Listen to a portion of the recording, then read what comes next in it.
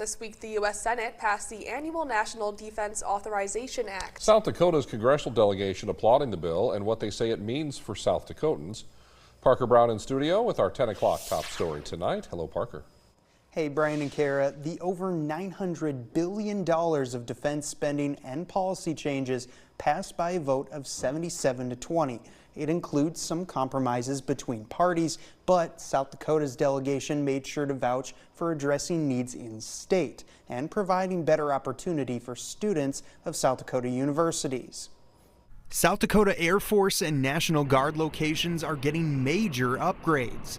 Ellsworth Air Force Base will receive a total of $378 million to support the newly authorized B-21 Raider stealth bomber program. $28 million will go to an Army National Guard vehicle maintenance shop in Watertown.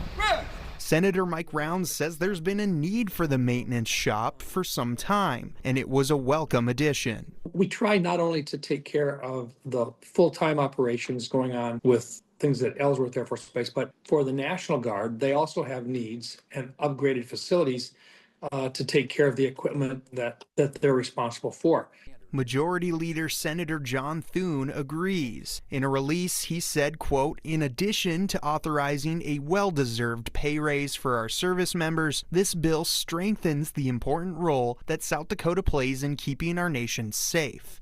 Representative Dusty Johnson added, quote, "This defense package ensures America's military remains the strongest in the world. It keeps our military men and women focused on military readiness and ensuring peace through strength. I'm grateful for its investment in South Dakota." Senator Rounds also touted what he calls a win for South Dakota universities. Sensitive compartmented information facilities, or SCIFs, allow for greater partnership with the Department of Defense and the ability to share more information. Under the new NDAA, universities are given greater opportunity to partner with the DoD for research. Dakota State would strengthen their current SCIF status, and other interested schools will get their chance. To allow young men and women who want to either go into the military or who have a particular field of expertise to be able to stay at their university location, communicate back and forth with folks within the Washington, D.C. area or elsewhere on a very private or confidential basis.